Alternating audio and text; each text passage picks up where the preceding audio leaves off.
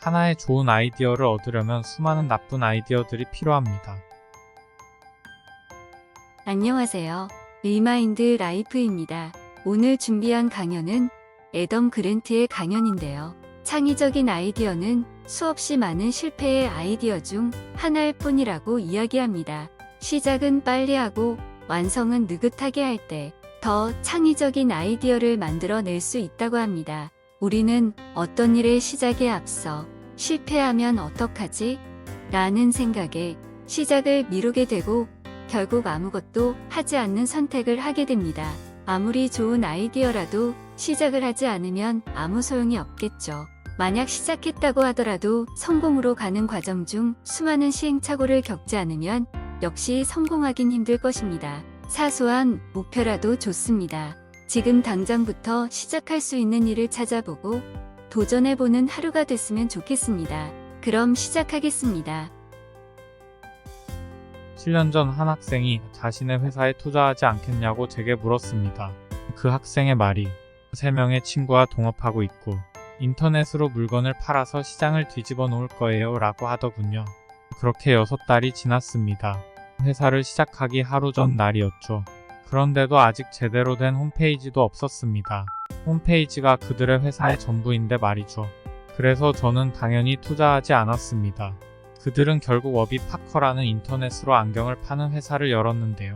최근에 세계에서 가장 혁신적인 기업으로 선정되기도 했습니다. 기업 가치는 10억 달러 이상입니다. 제가 잘못 판단한 이유가 뭘까요?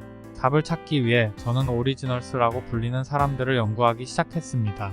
오리지널스란 일반적인 관행을 따르지 않는 사람들을 칭합니다. 새로운 아이디어를 만들 뿐만 아니라 그걸 실현하려고 행동하는 사람들이죠. 사람들 앞에 나서서 목소리를 높이고 창의성과 변화를 이끌어냅니다. 하지만 그들은 제가 예상한 모습과는 전혀 달랐습니다. 저는 오늘 여러분께 오리지널스에 대해 알게 된 3가지를 알려드리고 조금이나마 그들을 닮는 법을 알려드리려고 합니다. 제가 워비파커를 넘겨버린 첫 번째 이유는 일의 시작이 너무나 느렸기 때문이었습니다. 일을 미루고 질질 끄는 사람의 심리가 성공과는 거리가 있잖아요. 저는 완전 반대로 너무 일찍 일을 마치는 사람입니다. 해놓은 건 아무것도 없는데 마감이 몇 시간 앞으로 다가올 때의 공포를 느껴본 적이 있을 겁니다. 저는 그 공포를 몇 달 전부터 느낍니다. 하지만 이런 성격이 대학 시절엔 도움이 되었습니다. 왜냐하면 제 졸업 논문을 채출기한 4달 전에 끝낼 수 있었기 때문입니다. 몇 년 전까지만 해도 저는 그걸 자랑스러워했습니다. 하루는 한 학생이 찾아와서 말하기를 저는 기한이 닥쳐야 좋은 아이디어가 나와요. 그 학생은 제가 맡고 있는 학생 중에서 가장 창의적인 학생 중 하나였습니다. 조직 심리학자인 저로서는 그런 생각이 연구 대상이죠. 저는 그녀에게 설문 자료를 받아오라고 시켰습니다. 여러 회사에 방문해서 다들 얼마나 일을 닥쳐서 처리하는지 알아보는 설문지를 받아오라고 했죠. 그리고 고용주에게는 직원들의 창의성과 혁신적인 면에 점수를 매기도록 했습니다. 예상대로 저같이 일을 너무 빨리 마치고 일에 달려들어서 뭐든지 빨리 끝내는 사람들은 적당히 일을 미루는 사람들에 비해 창의성에서 낮은 점수를 받았습니다. 저는 극단적으로 일을 질질 끄는 이들은 어떤 결과가 나왔는지 알고 싶었죠. 일을 닥쳐서 하는 사람들은 빈둥거리느라 바빠서 새로운 아이디어를 낼 수 없습니다. 그리고 반대로 빨리 일하려는 사람들은 불안감에 격앙되어 참신한 생각을 하지 못합니다. 여기에 오리지널스가 자리 잡는 적절한 위치는 중간값이었습니다. 왜일까요? 오리지널스도 나쁜 업무 습관을 가지고 있을지 모릅니다. 일을 질질 끄는 것과 창의성은 관련이 없을 수도 있습니다. 이것을 알아내기 위해 한 가지 실험을 고안했습니다. 우리는 사람들에게 새로운 사업을 구상하도록 부탁했습니다. 그리고 제3자에게 이 아이디어가 얼마나 참신하고 실용적인지 평가하도록 했습니다. 실험군 중 몇 명에겐 즉시 해달라고 하고 다른 사람들에겐 무작위로 빈둥거리게 했습니다. 결과는 당연하게도 적당히 일을 미루는 사람들이 16% 더 창의적인 것으로 나타났습니다. 업무가 지시된 다음에 일을 질질 끄는 것은 창의력을 높이는 데에 도움이 됩니다. 빈둥거리면서도 마음 한 구석에선 아이디어를 만들기 시작한 것입니다. 일을 질질 끄는 것이 여러가지 생각을 할 수 있는 여유를 가져다 주는 거죠. 생각의 방향을 바꾸고 예기치 못한 발전을 가져옵니다. 실험을 마치자마자 저는 오리지널스에 대한 책을 쓰기 시작했습니다. 그리고 일을 질질 끄는 법에 대한 책을 쓰는 지금이야말로 나 스스로가 일을 질질 끄는 법을 배우는 좋은 기회라고 생각했습니다. 책을 쓰기 시작한 뒤 절반쯤 작성했을 무렵에 몇 달 동안 원고를 구석에 처박아 두었습니다. 고통스러움 그 자체였습니다. 하지만 다시 쓰기 시작했을 때 다양한 새로운 아이디어들이 떠올랐죠. 역사상 위대한 오리지널스는 이를 질질 끄는 사람들이었다는 것입니다. 레오나르도 다빈치가 그랬습니다. 그는 모나리자를 간헐적으로 그리는데 16년이 걸렸습니다. 그가 기분 전환하며 바라본 세상이 빛의 대비를 구상하는 그의 기법을 바꾸었습니다. 그것이 그를 훌륭한 화가로 만든 것입니다. 마틴 루터 킹은 어땠을까요? 그의 인생의 가장 훌륭한 연설이 있던 전날 밤, 워싱턴에서 새벽 3시에 일어나서 연설문을 다시 작성했습니다. 객석에 앉아 연설 차례를 기다리면서도 계속 연설문을 수정하며 고치고 있었죠. 그리고 강단에 올라서 준비된 연설문을 뒤로하고 역사를 뒤흔든 말을 입 밖으로 내뱉었습니다. 저에겐 꿈이 있습니다. 이 문장은 대본에 없었습니다. 연설문 완성을 강단에 올라가기 직전까지 미루면서 그는 스스로 가능성을 최대한 열어놓을 수 있었습니다. 연설문이 확정되지 않았기에 즉흥적으로 만들어낼 자유로움이 있었던 것이죠. 이를 질질 끄는 건 생산성 측면에서는 죄악이지만 창의성 측면에서는 미덕이 될 수도 있습니다. 수많은 위대한 오리지널스를 살펴보면 일을 빨리 시작하지만 늦게 끝냈습니다. 제가 워비 파커에게서 놓친 것이 바로 이것입니다. 그들이 6개월이나 일을 질질 끄는 걸 보고 제가 이렇게 말했습니다. 이봐, 많은 회사들이 온라인으로 안경을 팔기 시작했어. 그들은 시장 선점의 우위를 놓친 거죠. 하지만 제가 몰랐던 부분은 그들이 그 기간 동안 공들였던 것은 어떻게 하면 사람들이 편하게 인터넷으로 안경을 주문하게 할 수 있을지를 찾고 있었다는 사실이었습니다. 그리고 시장 선점의 우위는 대부분 근거가 없다는 것으로 드러났죠. 50개 이상의 제품에 대한 연구를 살펴보면 제품 시장을 만들어낸 것은 최초의 선구자들이지만 제품을 차별화하고 발전시킨 사람들을 비교할 때 선구자들의 47%가 사업에 실패했고 후발주자들은 8%만 실패한 것으로 나타났습니다. 페이스북의 경우를 봐도 마이스페이스와 프렌스터가 소셜 네트워크의 기반을 다질 때까지 기다렸죠. 구글의 경우도 알타비스타와 야후 이후에 수년을 기다린 경우입니다. 다른 사람의 아이디어를 발전시키는 것이 아예 처음부터 생각해내는 것보다 훨씬 쉽겠죠. 제가 얻은 교훈은 오리지널스라고 해서 선구자가 될 필요는 없다는 것입니다. 단지 차별되고 더 나으면 된다는 거죠. 워비 파커를 넘긴 건 그 이유 하나만이 아닙니다. 심지어 그들도 확신을 하지 못했습니다. 많은 오리지널스는 자신감에 가득 차 보이지만 그 이면에는 우리처럼 두려워하고 성공을 의심합니다. 단지 그것을 달리 받아들일 뿐입니다. 연구 결과 확신을 갖지 못하는 경우에는 두 종류가 있음을 알았습니다.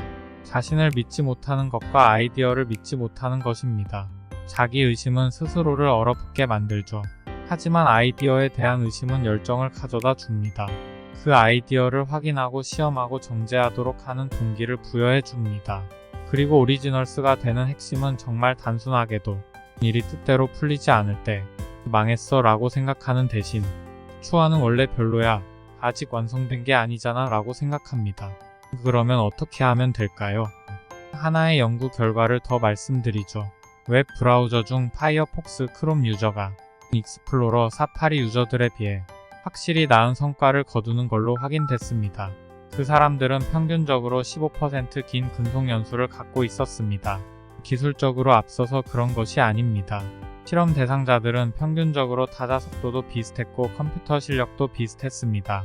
중요한 건 어떻게 그 브라우저를 쓰게 됐느냐가 관건이죠. 인터넷 익스플로러나 사파리는 여러분의 컴퓨터에 미리 설치되어 있습니다. 초기 설정을 받아들이기만 한 것이죠. 하지만 파이어폭스나 크롬을 선택했다면 초기 설정에 의문을 가졌을 것입니다. 그리고 다른 선택이 있는지도 알아보겠죠. 이 연구는 초기 환경에 의심을 갖고 더 나은 방법을 찾는 사람이 되자는 겁니다. 그리고 여러분이 그런 사람이라면 지금까지와는 다른 생소한 일상이 펼쳐지게 될 것입니다. 한 시나리오 작가가 영화 대본을 보게 되었습니다. 그 대본은 지난 50년 동안 통과되지 못한 대본이었죠.